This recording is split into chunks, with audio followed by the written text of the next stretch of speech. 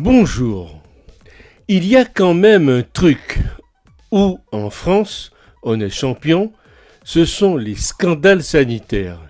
Sang, amiante, implants, Mediator, algues vertes, pesticides et ce poison, le chlordécone, tapis pour des siècles dans les terres et l'océan. L'insecticide a été autorisé jusqu'en 1993 dans les bananeraies, alors que sa toxicité était connue.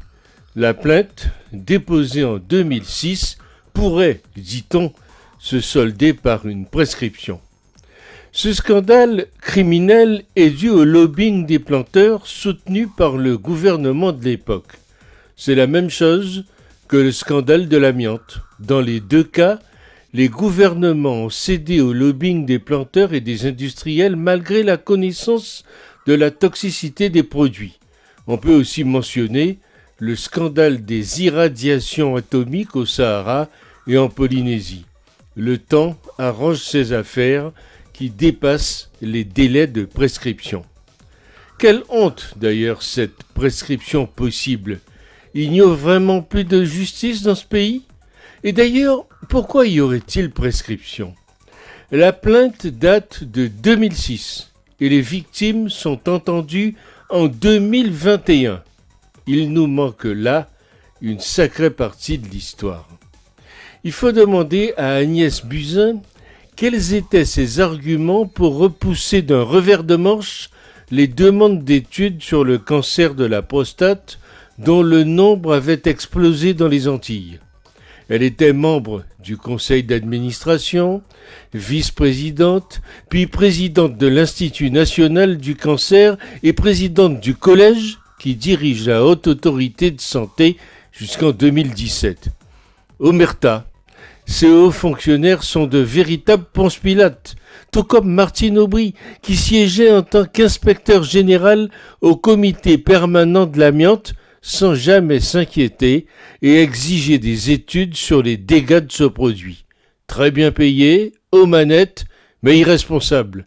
Circuler, il n'y a rien à voir, sauf que, en 2021, dans les Antilles, on sait ce que le chlordécone, le bien nommé, veut dire pour la santé, la terre et l'eau. L'État français est coutumier du fait. Le rôle actif de l'État pour faire preuve de mansuétude, un permis de tuer en fait, envers ces crimes est établi lorsqu'il renonce à protéger la population, alors que c'est son rôle régalien au lieu de faciliter le commerce de poison.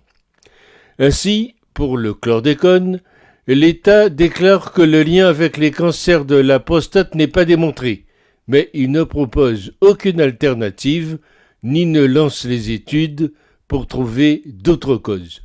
À se demander quelle sorte de lien entretiennent avec les gouvernements successifs les lobbies.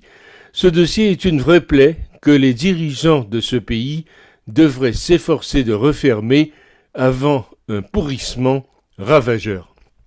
Ce scandale sanitaire est trop douloureux, trop révoltant pour être oublié sous le tapis. Prescription ? Y a-t-il prescription pour les cancers des Antillais ? Un empoisonnement des terres pendant plusieurs siècles. Prescription ? La France est le valet des lobbies de l'industrie chimio-agricole.